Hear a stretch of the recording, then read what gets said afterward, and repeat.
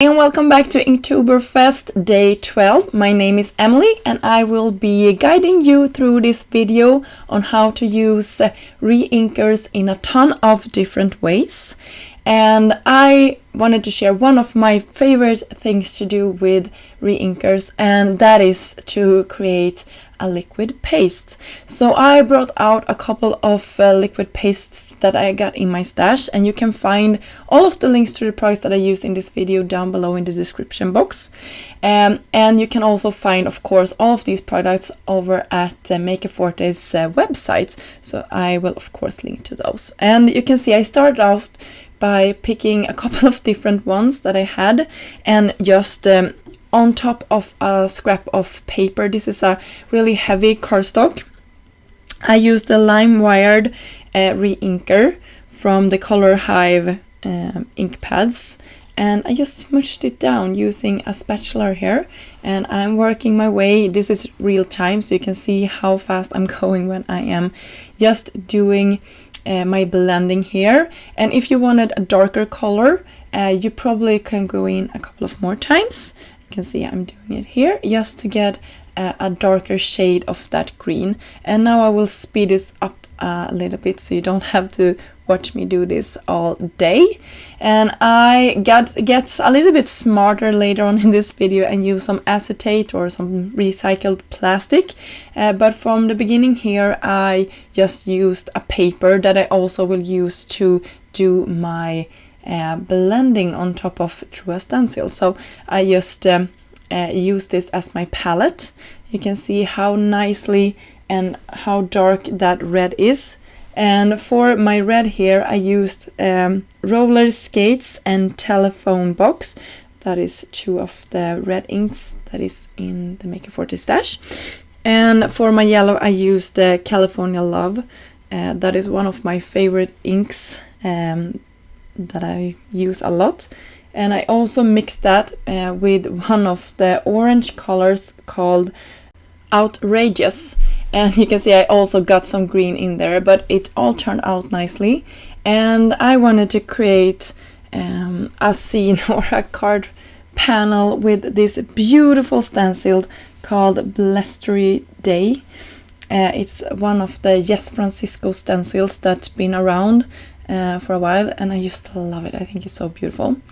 And here is another example of how you can use this. I will take some more of the paste and I will mix it up with some pop art that is also a beautiful color. So I will mix these two together, or the paste and the ink, and I will use another stencil called Happy Birthday. This has also been around for a while. So here I'm just mixing it up. You can see that I'm going really slow here in real time, but you can also see how beautiful that color is, and it sort of mutes down with the white, of course, but it's really a beautiful color. You can always go in with more ink if you like it to be darker. So here is the beautiful stencil. I will lay it on top here, and then I will just go over the stencil, and I'm starting with a happy birthday in the middle, and I will actually use a little bit more ink here and get a darker outside in a second, so you will see how that looks. And I will also go in with some glitter later on, so that is really fun before all of the paste dries. So you can see I didn't do enough of the paste for making this whole panel be covered, so I will need to do a little bit more. So I'm just taking the rest of this jar. This is also a really good way to use up the products that you have. Oh, sorry, I did it actually in a lighter shade here, so I love that. You will see when I go in with glitter how nice that is. And this is a really good way to use up your scraps of paste and other mediums that you have that is going to be bad, because you know they are not going to be like moist forever. You need to use it, before it dries out. So this is a really good way to use up your stash, I think, and combine it with some other fun stuff. So here I'm using a silver glitter from Forte, and I'm just going over it, really pressing it in to the paste that we have here. So it will be, so it won't fall off when this dries. And then I will lift the stencil so you can see how this looks. So cute! I just love that. And this is a really good way to have your card already made for you. So for my next example, I will use a 2-piece stencil. So this stencil comes with 2 layers. And for my first layer, I will use the California Love yellow ink once more. I just love this color. And I will cover up pretty much the entire stencil there. You can see I am mixing this up on a piece of paper to the side there. And then I will be going into the stencil. I will speed this up in a second. I just love how this turned out. I think it's super beautiful. I love this stencil, and the color I think was perfect for these citrus fruits.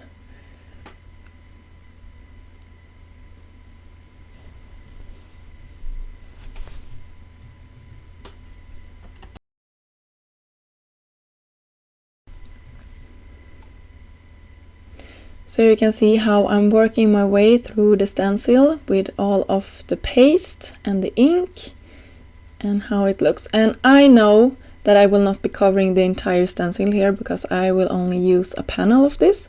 So when the paste is done, I'm done with covering it as well. So after letting that dry, I went back in with the second stencil and covering the teeny tiny pieces up on the top of the stencil that are the leaves. So I reused some of the green that I used for a previous card that you saw in the beginning of this video. And then I am lifting that one so you can see how everything looks.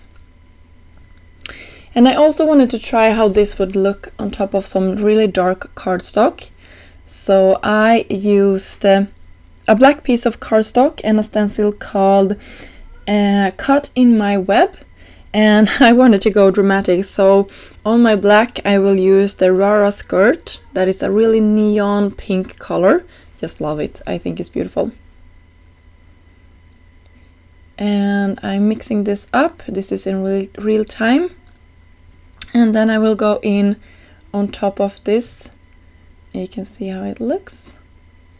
I think it's gonna be really good. And then I will go in with some more paste. I just wanted a lot of that. And more ink, of course. And then I will swirl it around. And then we can start building up the web here. So I hope you are enjoying the techniques with the paste here. I had a lot of fun creating these card bases or card panels or whatever we should call them, and I hope you will actually get inspired to create something of your own that is similar to this, and just look in your stash and see if you have some paste that you need to use up. This is a really good way of doing that. And inks are so much fun to play with. You can find a lot of more techniques on how to use reinkers. It's not only the ink pads that you can use for cool techniques. This is a really fun one. And of course I wanted you to have a tag for your INKtoberfest results. So I wanted to create a tag as well, just to have something to remind us of all of the techniques that we did today. So I'm going in with a stencil here on top of one of Forte's tags. This is one of the cream colored one. I just love those. And I am mixing a really beautiful blue color called Acid Wash. And I just cover the entire thing and try actually to stay inside of the circle shape here, just to have that. And you can see I'm not doing this particularly carefully. I'm just inking over all of the parts here and try to keep the middle a little bit lighter than the outer part. I don't know if that is visible, but that was my intention. So after letting all of our projects today rest and get dry, I wanted to share also not just the technique but how I created the cards out of this and also how I finished off my tag. So I hope you like to see that as well. So this is actually one of my favorite panels that we created. I went around with Maker Forte Eclipse Black ink, and I just use a blending brush to cover all of the sides of my panel here. You can see how beautiful those fall leaves are, and then I will go around and also create some splatters, and for doing that I'm using one of the re-inkers here and a brush. And I didn't actually love how this turned out with this particular brush. I think it would have been better just to use a regular brush that I have in my stash, but this was new to me and I wanted to try it out. So if you don't like it, just try it again. And here I went in directly with one of my favorite stamps from Maker Forte. It's the splatter one. For that I used the Eclipse Black stamp set one more time, just going around my panel here.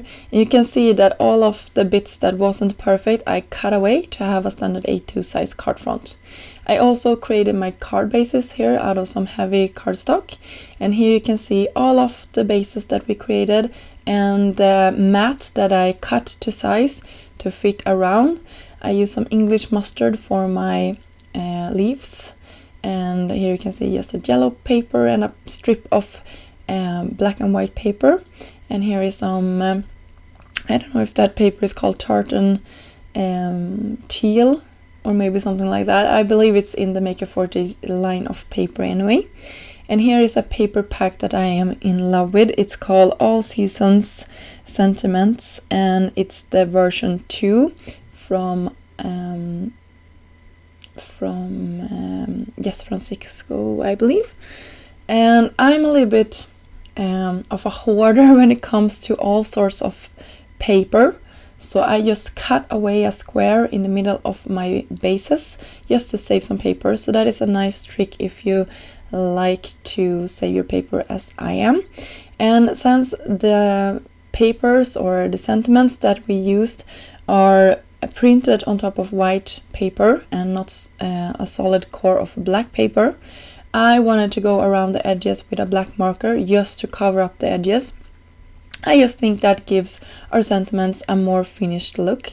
It's something I really enjoy doing, and it's something that I think makes your card look perfect and more finished in the end.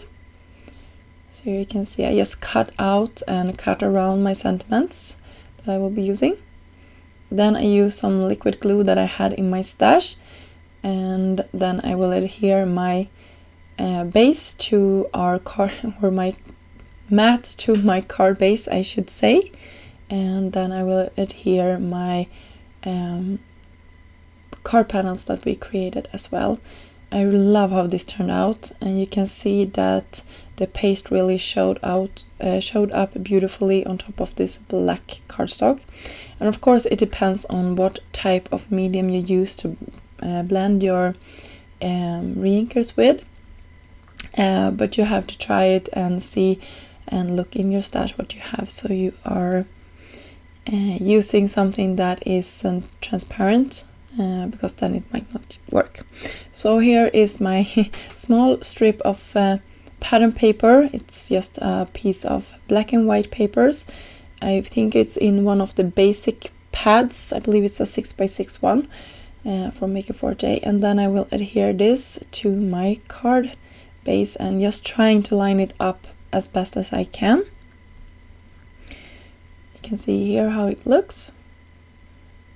And for my sentiment, Sending Sunshine, I thought I was fitting with our lemons there. That is really bright and fun.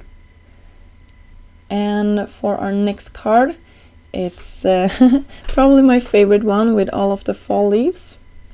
I will adhere that to our mat. And then I will stack up my sentiment with some foam adhesive.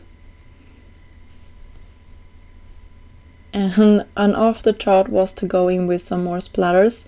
I told you I really love that splatter stamp. I use them on a lot of projects, and I grab whatever ink I have nearest to me, so you can really mix and match your inks for these. So here is our card there, and here is our happy birthday card with the, I believe it's the tartan teal paper. I stuck that up with some foam tape, and then I will adhere it down to my card base. So this was a side folded card. I hope you can see the glitter, by the way. So this is a bonus project for you. After finishing those cards, I was like, yeah, I messed up. I just had to leave that in for you so you can see that I am a messy crafter, and this stuff like this nearly always happen to me, and often I am cutting it away, but I just wanted to share this with you because I thought it was like fun. But I wanted to share a bonus technique for you today, and that is just creating your own glitter cardstock. So I had some glitter in my stash. They are also available in Maker Forte's shop, so I will link to them. And I just mix it with one of the purples, I believe it was Purple Rain, and then I just spread it out across my paper here and let that dry. And then I will cut it out with one of Maker Forte's dies. So I just wanted to share this with you, and I will have it in my tag a second time that I used it as well. By the way, the glitter I used was the iridescent one from Gina K. And now I'm letting this dry, and you can see how beautiful it looks when it's all dry, and you can see the color is stunning. So here is the ink one more time, so you can see how it looks when it's like wet down with the glitter, so it's not the exact same color. So here I was smart enough to use plastic. So if you're gonna do this, please use plastic, because it's really helping you to contain the color and not waste a lot of products. So I wanted to share another way of doing this, and this is for our tag. So I just took a scrap piece of white paper, and the ink I used for the color, I believe, was the acid wash, the same as I used for my tag. And I'm just spreading this, trying to get it as even as possible, but really when this dries it self-levels a little bit, so it isn't that noticeable. So for my last card here, I just wanted to share one more bonus technique. I'm just wetting my cardstock a lot. You can see how wet that is. I having my rubber mat and my cutting plates ready to go. I will do an emboss technique here using one of Maker Forte's dies and their pink cardstock. This one is called Daffodils for Days. I believe it's called that. I will have a link down below, and here you can see how beautiful that result is. I will let that dry. Maybe you need to have something heavy on top of it for not making it curve. I was fine just letting it air dry on my desk. I'm using some adhesive to the back side, leaving a white border around my panel, and here you can see off camera I cut that glitter cardstock that we created with one of the Love dies, also from Maker Forte, and I contain a heart as well, and you can see how lovely that is. I stuck it a couple of times with some white cardstock as well.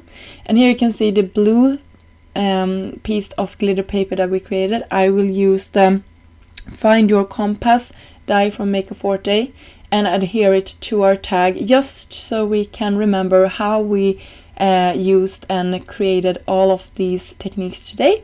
And I will use some ribbon, and to make a distance between our tag that we used and our die, I just took a piece of vellum that you also can find in Maker Forte's shop. So that is all of the inspiration that I got for you today. Here is a close-up of all of our products that we created today. I will have still shots at the end, and I hope that you find this video interesting and inspiring and maybe learn something new. That was the goal anyway. And I'm sorry that I wasn't here in the comments today because it's in the middle of the night in Sweden, so I probably will be sleeping this time, but I hope you had fun and got to chat, and I will look at all of the comments later today when I wake up and answer any questions that you got if they weren't already answered. So I hope you enjoyed this one more time, and into next time, or in tomorrow I should say, you have a new designer and a new technique. And yeah, have a great night. Bye everyone.